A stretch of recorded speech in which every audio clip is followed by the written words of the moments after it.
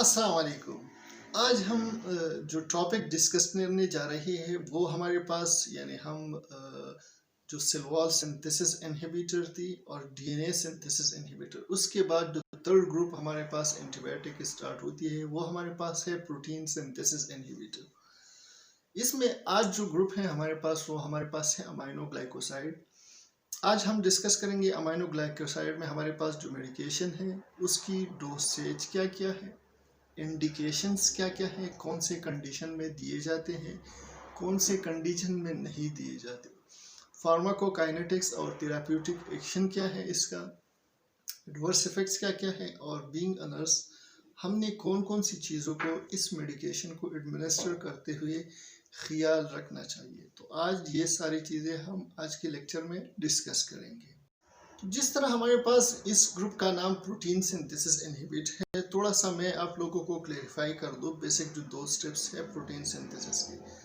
ज़्यादा डिटेल में उसको डिस्कस नहीं करेंगे क्योंकि लेक्चर फिर लेंथी हो जाएगा। सबसे पहले हमारे पास प्रोटीन सिंथेसिस, बेसिकली प्रोटीन बनता कैसे है।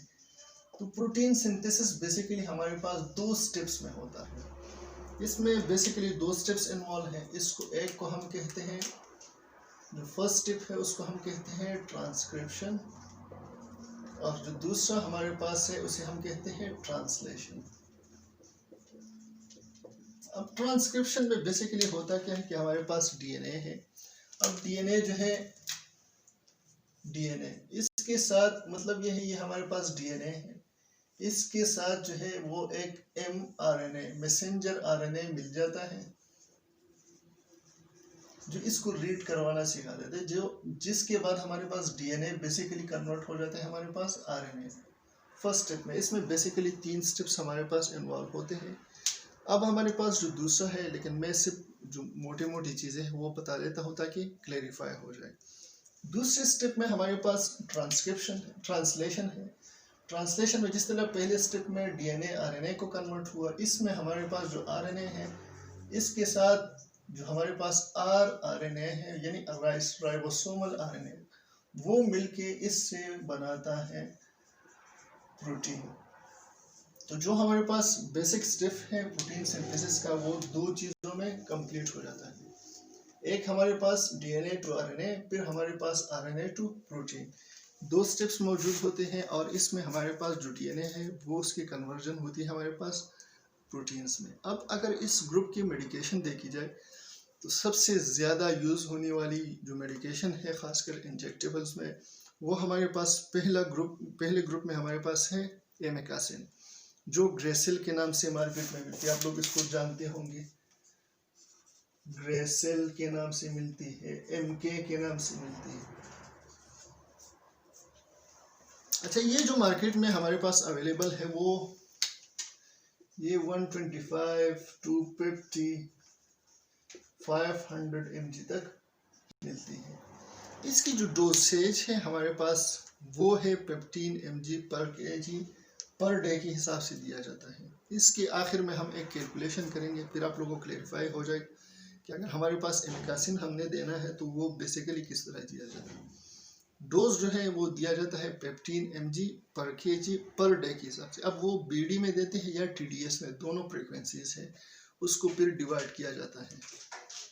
सादा जी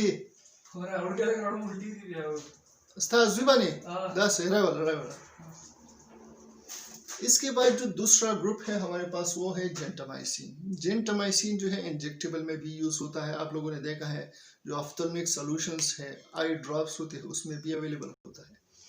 ये हमारे पास आप लोगों शायद जो है जो लोग क्लिनिक चलाते हैं, हॉस्पिटल में होते हैं, उनको पता होगा कि हमारे पास जेनेटिक के नाम से मिलती है मार्केट में। अच्छा, ये जो बेसिकली हमारे पास आती है इंजेक्टेबल में 40 mg और 80 mg अवेलेबल है हमारे पास इंजेक्टेबल्स में। अच्छा, इसकी जो डोज है वो एडल्ट में हमारे पास 3 mg पर kg पर डे के हिसाब से IM या IVF देते हो TDS, इसकी फ्रिक्वेंसी 8 आवर्ली है। पीड्स की अगर हम बात करें तो पीड्स में हमारे पास ये है 2.25 से लेकर 2.25 mg पर kg पर डे के हिसाब से TDS फ्रिक्वेंसी में देते हैं, 8 आवर्ली दिया जाता है। तो ये 2 मेडिकेशन हमारे पास एमिकासिन को आप देखें, इमेकासिन बीडी टीडीएस दोनों में यूज होता है, जेंटामाइसिन टीडीएस में यूज होता है। अब जो हमारे पास इस ग्रुप में थर्ड मेडिसिन है वो केनामाइसिन है। केनामाइसिन इतना पॉपुलर मेडिसिन नहीं है, यूज इसकी इतनी ज्यादा नहीं, लेकिन फिर भी एडल्ट में डोज देखो 7.5 mg से लेकर 15 mg तक हम देते हैं जो हमारे पास एडल्ट हैं पर केजी के हिसाब से बीडी या टीडीएस में। लेकिन अगर हमारे पास जिन लोगों को यानी लीवर के प्रॉब्लम्स होते हैं, किडनी के प्रॉब्लम्स होते हैं, उनमें इसकी एडजस्टमेंट बहुत ज़्यादा ज़रूरी होती है। पीड्स में अगर आप देखें तो पीड्स में इसके हमारे पास मेडिकेशन क्या है, 6 से लेकर 20 mg पर केजी आप देते हो बच्चों में।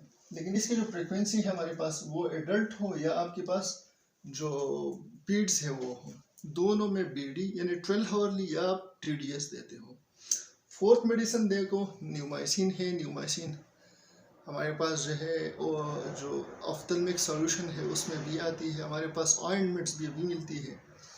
बेसिकली ये जो एडल्ट्स में दिया जाता है वो पर ओरल दिया जाता है। इसकी जो हमारे पास डोज है वो 4 से लेकर 12 ग्राम पर डे दिया जाता है एडल्ट को। अगर आप पीड्स में देखो तो हमारे पास 50 से लेकर 100 mg पर केजी बीडी में देते हैं आप पर डे के हिसाब से। फिर हमारे पास है स्ट्रेप्टोमाइसिन। स्ट्रेप्टोमाइसिन की मज़े की बात यह है कि ये आप लोगों को कम से कम पता होना चाहिए कि स्ट्रेप्टोमाइसिन हमारे पास अमाइनो ग्लाइकोसाइड्स है, लेकिन ये बेसिकली इसको ट्रीटमेंट में ज़्यादा यूज़ होती है वो ट्यूबरक्लोसिस में दूसरी एंटी टीबी जो मेडिसिन है उसके साथ कम्बिनेशन में ये यूज़ होती है। तो स्ट्रेप्टोमाइसिन बेसिकली हमारे पास जो दिया जाता है एडल्ट में इसकी 1 to 2 ग्राम पर डे। मतलब यह है कि अगर 1 ग्राम आप देते हो पर डे तो बीडी में आप उसको कितना, आप उसको जो है 500 mg सुबह 500 mg रात को दोगे। लेकिन क्यूआईडी में आप किस तरह करोगे, फिर ये 250 mg क्यूआईडी में हो जाएगा। असपा तो ये सादा देख शो चप खा दा उम्र गए दी मंडी वाली जड़ी हुई जैसे।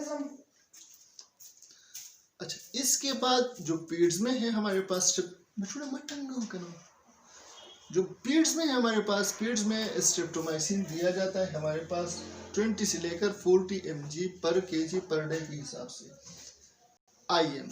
अच्छा, इसकी यूज़ बहुत ज़्यादा है। एडल्ट्स में भी हम IM यूज़ करते हैं, जो हमारे पास पीड्स है उसमें भी यूज़ करते हैं हम IM। लेकिन इसकी जो डोजेस है वो हमारे पास डिपेंड करते हैं, क्यूआईडी लगाते हैं आप या TDS में लगाते हैं आप।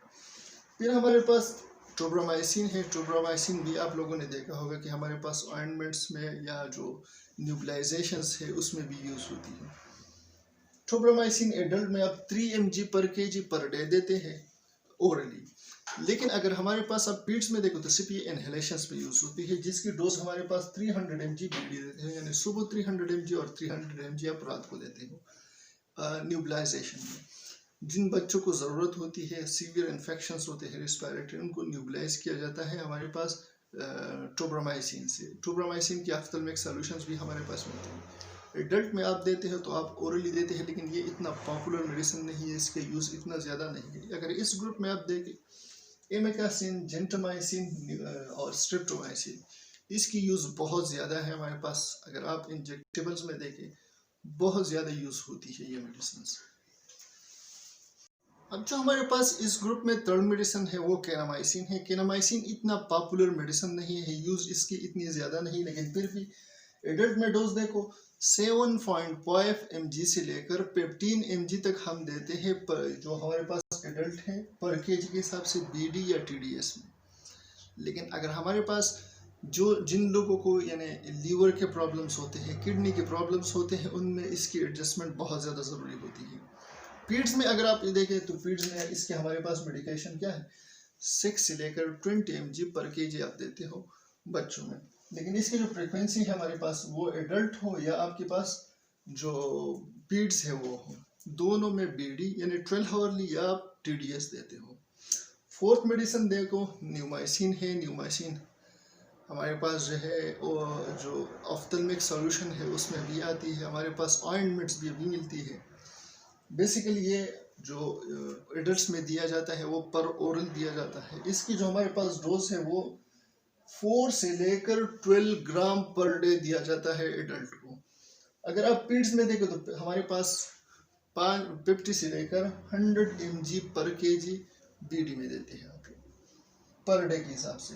फिर हमारे पास है स्ट्रेप्टोमाइसिन। स्ट्रेप्टोमाइसिन की मज़े की बात यह है कि ये आप लोगों को कम से कम पता होना चाहिए कि स्ट्रेप्टोमाइसिन हमारे पास अमाइनो ग्लाइकोसाइड्स है, लेकिन ये बेसिकली इसको ट्रीटमेंट में ज़्यादा यूज़ होती है वो ट्यूबरक्लोसिस में दूसरी एंटी टीबी जो मेडिसिन है उसके साथ कम्बिनेशन में ये यूज़ होती है।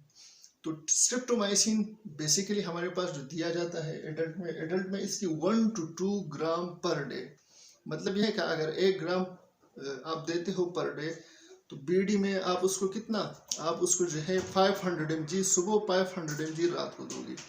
लेकिन क्यूआईडी में आप किस तरह करोगे, फिर ये 250 mg क्यूआईडी में हो जाएगा।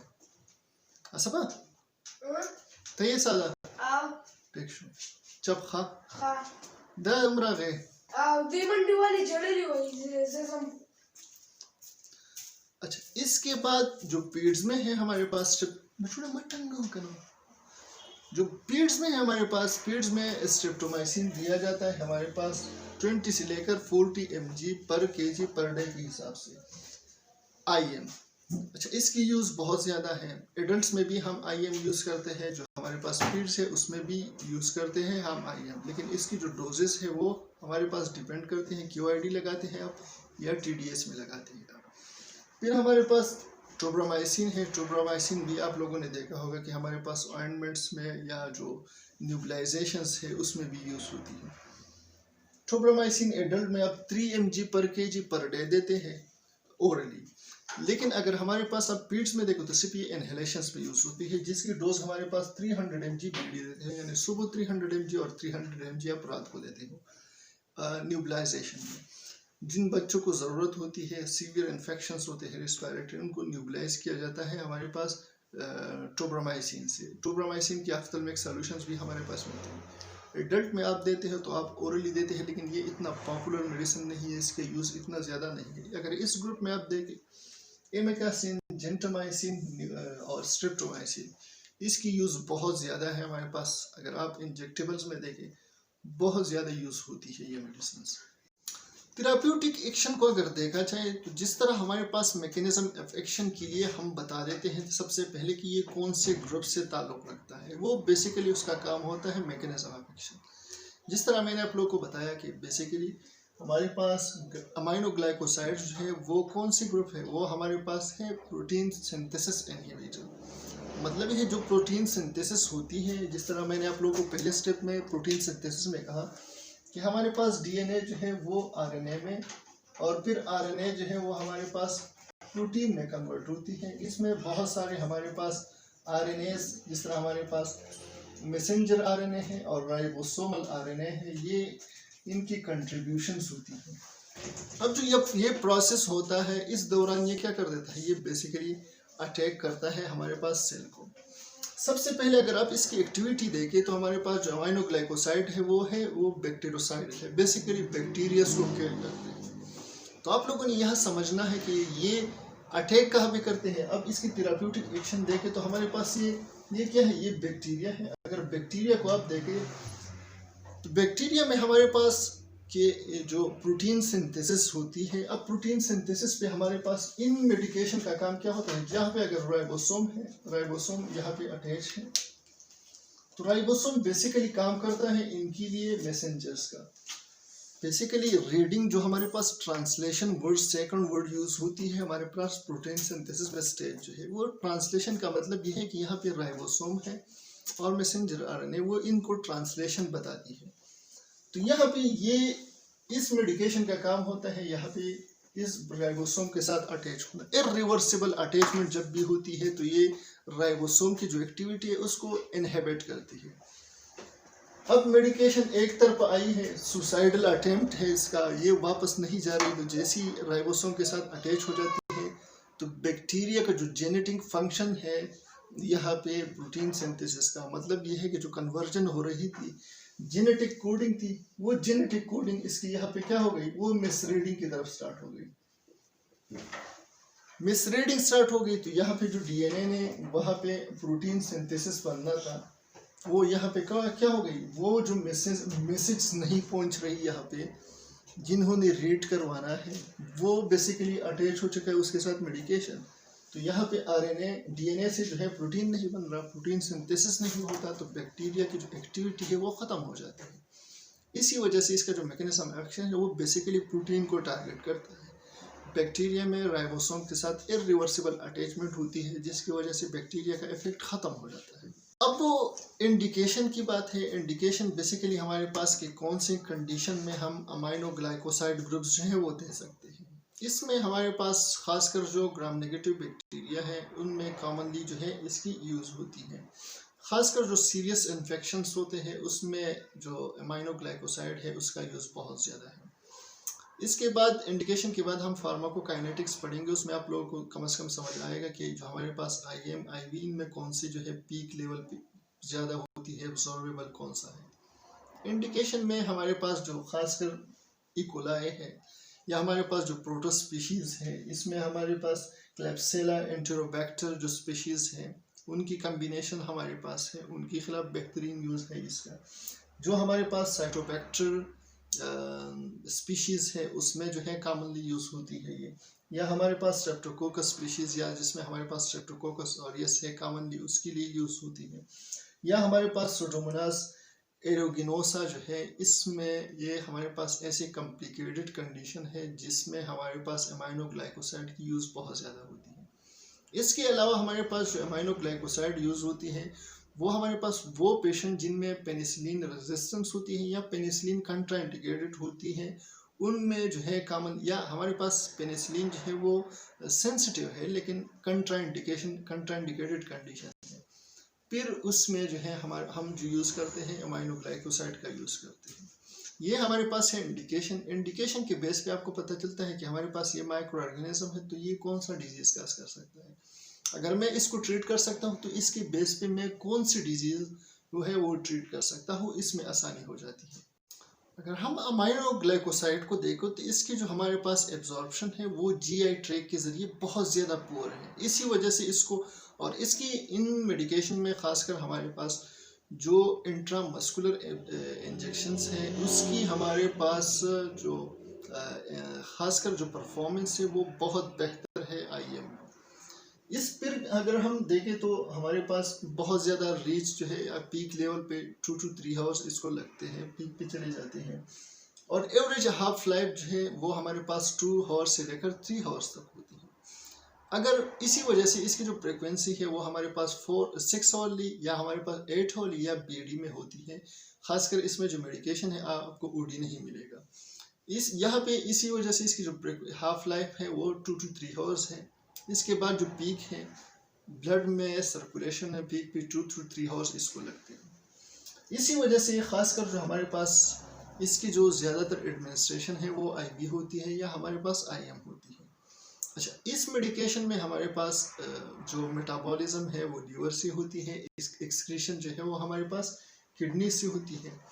फिर हमारे पास इसमें जो एक और बात है वो ये कि प्लेसेंटा को क्रॉस करती है और जो फीटस है यानी जो हमारे पास इन्फेंट्स हैं ब्रेस्ट मिल्क पीते हैं उनकी तरफ भी जाती है, ब्रेस्ट मिल्क में चले जाती है।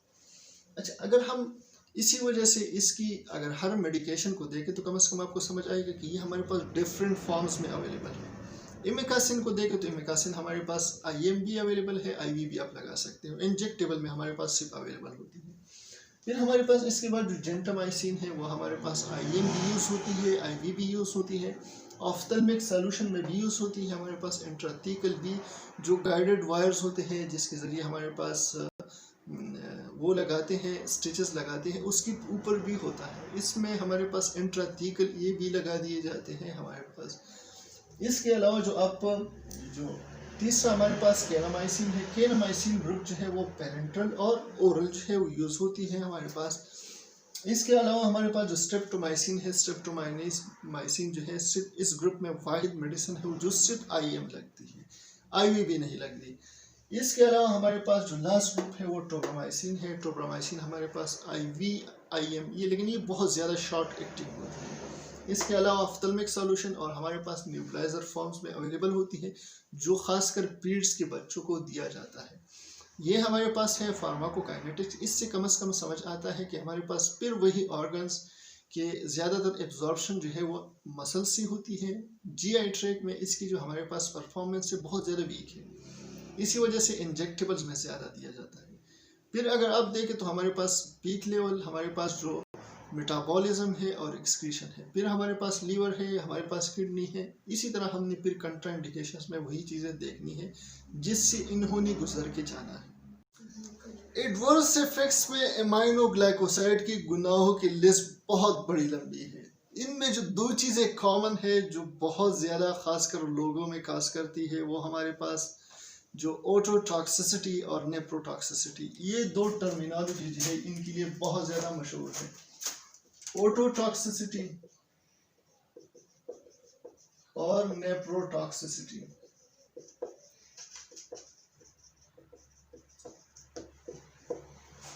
अच्छा, अब हमारे पास अगर सीएनएस के इफेक्ट हम देखें तो हमारे पास सबसे पहले ओटोटॉक्सिसिटी मतलब ये है डीपनेस जो है, लोग जो है बहरे हो जाते हैं, आवाज़ सुनाई नहीं देता। अब इसकी जो इफेक्ट है हमारे पास, इसको थोड़ा सा समझना आप लोगों को होगा कि हमारे पास ये जो ईयर है इसमें वेस्टिबुलोकोकर है। वेस्टिबुलोकोकर जो है इसके ऊपर जो नर्व आती है हमारे पास ऑडिटरी नर्व, ऑडिटरी नर्व्स के ऊपर इसका डायरेक्ट इफेक्ट होता है। ये मेडिसिन डायरेक्ट उसके ऊपर इफेक्ट करती है और उसकी इफेक्ट की वजह से वेस्टिबुलोकोकर जो है वो पैरालाइज हो जाता है। पैरालाइज हो जाता है तो मतलब ये है जो फंक्शन वो करता था सुनने का, वो सुनने का काम ख़त्म हो जाता है, तो पेशेंट जो है वो डीपनेस की तरफ चला जाता है। इसीलिए इसको कहा जाता है ओटोटॉक्सिसिटी। वेस्टिबुलोकोकर पैरालिसिस जो है इसमें एक कॉमन सिम्टम है इसका, कोकर पैरालिसिस।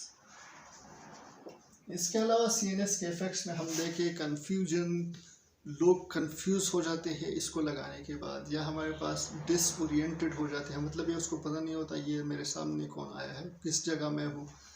ओरिएंटेशन जो होश हवास है वो थोड़ा सा उसका बिगड़ जाता है। साथ में हमारे पास नम्बनेस जो है, वो जो टेंगलिंग्स होती है, ख़ासकर हमारे पास जो सेंसेशंस है वो ट्रिगर होना जो है वो शुरू हो जाती है। अगर हम जीआई ट्रैक की देखें तो जीआई ट्रैक में हमारे पास नोजिया, वोमिटिंग, डायरिया और सोमेटाइटिस जो है वो लोगों में काज करता है। इसका एक बहुत बड़ा एडवर्स इफेक्ट जो और है वो हमारे पास है नेप्रोटॉक्सिसिटी, न्यूरोलॉजी में है जो काज करती है। अब इसमें हमारे पास जो किडनीज हैं, किडनी में हमारे पास ग्लोमेरुलर नेफ्राइटिस है।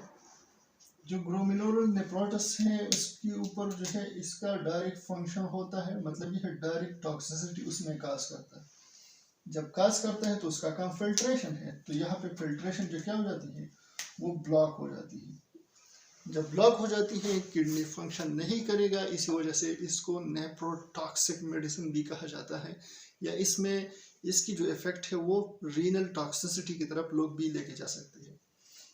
कार्डिक जो है, कार्डिक में देखें, कार्डिक में पल्पिटेशंस लोगों को होते हैं, हाइपोटेंशन में कुछ पेशेंट जो है चले जाते हैं, या कुछ पेशेंट हमारे पास हाइपरटेंशन में चले जाते हैं। इसकी जो और हमारे पास है बॉडी के ऊपर हाइपर सेंसिटिविटी की वजह से रेशेस आना और डर्मेटाइटिस, स्किन में के इन्फ्लेमेशन काज करना, ये इसकी हमारे पास एडवर्स इफेक्ट्स हैं। ये हमारे पास पेशेंट्स में जो है यूज़ होती है, लेकिन इसके लिए हमारे पास कल्चर सेंसिटिविटी करना बहुत ज़्यादा ज़रूरी है, क्योंकि इसके जो एडवर्स इफेक्ट है वो किसी भी पेशेंट में काज कर सकते हैं। इसी वजह से कल्चर सेंसिटिविटी करना इसके लिए बहुत ज़्यादा इम्पोर्टेंट है। अब हमारे पास कॉम्प्लिकेशन और कॉशंस है कि कौन से पेशेंट में हम नहीं यूज़ करेंगे अमाइनो ग्लाइकोसाइड्स या एहतियात के साथ यूज़ करेंगे। सबसे पहले हमारे पास एलर्जीज़ है। वो पेशेंट जिनमें एलर्जीज़ होती है यानी हाइपर सेंसिटिविटी होती है, उसको अमाइनो ग्लाइकोसाइड उन पेशेंट को नहीं देंगे। जो हमारे पास रीनल और हेपेटिक पेशेंट्स होते हैं उनमें कॉशन के साथ भी नहीं देंगे, क्योंकि ये किडनीज को ब्लॉक करते हैं, इसी वजह से वहाँ नहीं दिया जाएगा। साथ में जिन लोगों को प्री एग्जिस्टिंग हेयरिंग लॉस का इश्यूज अभी स्टार्ट ही हुई है उन पेशेंट में नहीं दिया जाएगा, क्योंकि हमारे पास जो इफेक्ट है वो बेसिकली नर्व के ऊपर, ऑडिटरी नर्व के ऊपर करते हैं, जिसकी वजह से परमानेंट डीपनेस की तरफ पेशेंट जा सकता है। वो पेशेंट जिसमें माइस्थीनिया ग्रेव्स, पार्किंसन डिजीज हो, उनमें नहीं देंगे, क्योंकि हमने CNS इफेक्ट पढ़े हैं कि ये कन्फ्यूजन, डिसओरिएंटेशन और जो हमारे पास नम्बनेस है वो काज करते हैं। पेशेंट में ऑलरेडी होते हैं और अगर आप ये मेडिसिन देते हैं तो वो एलिवेट कर देती है, जिसकी वजह से पेशेंट इश्यूज में चला जाता है। इसलिए माइस्थीनिया ग्रेविस और पार्किंसन डिजीज के जो पेशेंट होते हैं उनमें हम नहीं देंगे।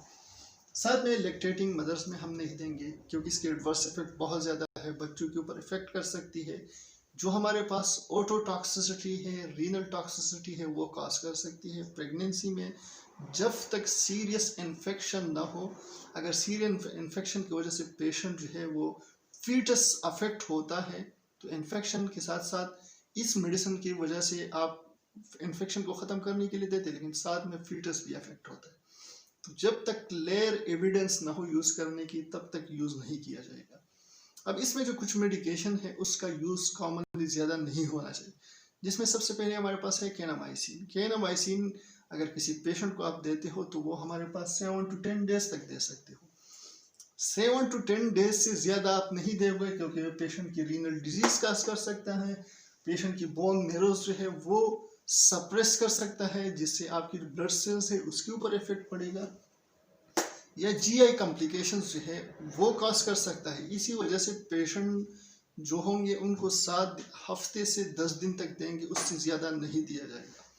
बात करते हैं अब स्ट्रेप्टोमाइसिन की। तो स्ट्रेप्टोमाइसिन हमारे पास TB में दूसरी मेडिकेशन के साथ जो है वो कम्बिनेशन में यूज़ होती है, लेकिन जब तक आप ये पता ना हो कि ये आपने कल्चर और सेंसिटिविटी नहीं की है पेशेंट के, आप किसी पेशेंट को स्ट्रेप्टोमाइसिन नहीं देंगे, क्योंकि इससे क्या होता है कि ये बेसिकली हमारे पास जो किडनीज है उसके ऊपर इफेक्ट करते हैं, हमारे जो एट्रियल नर्व्स है उसके ऊपर इफेक्ट करते हैं। तो इसी वजह से जब तक आपको ये कल्चर और सेंसिटिविटी CS से आपको पता ना चले कि पेशेंट को स्ट्रेप्टोमाइसिन की ज़रूरत है, तब तक आप पेशेंट को नहीं देंगे। तो इसकी हमारे पास जो एडवर्स इफेक्ट्स, कंट्राइंडिकेशन, ये दो बहुत ज़्यादा इंपॉर्टेंट है। इसको सामने रख के आपने मेडिकेशन एमाइनोग्लाइकोसाइड्स के ग्रुप यूज़ करनी होती है।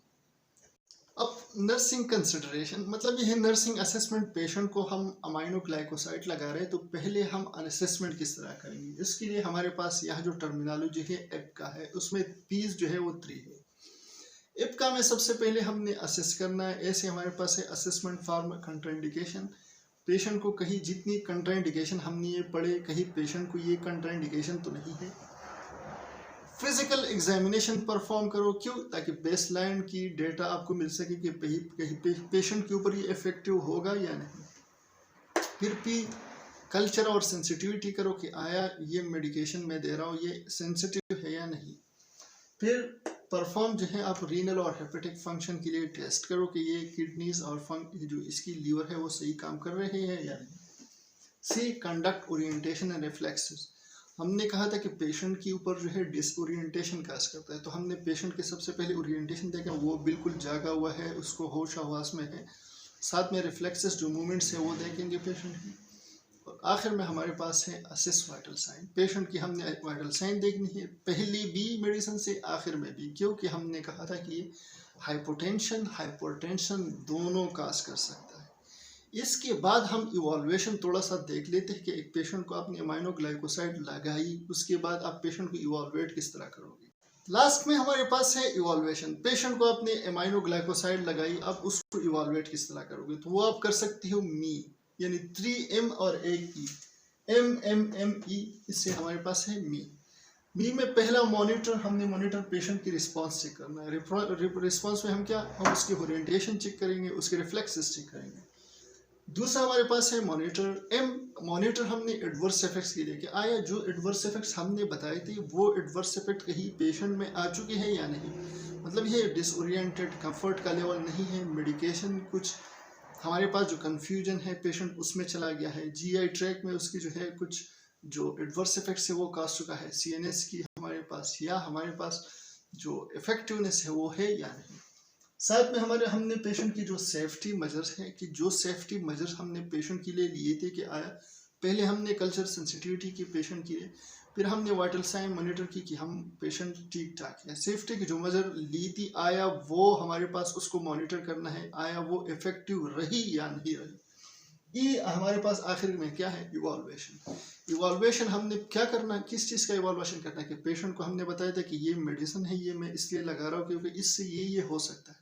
पेशेंट को वोमिटिंग या उसको जो नोजिया फील हुआ, यानी उस टीचिंग प्लान जो है आपका इफेक्टिव रहा या नहीं, उसको आपने इवॉल्वेट करना है पेशेंट के ऊपर, उसका क्या इफेक्ट पड़ा।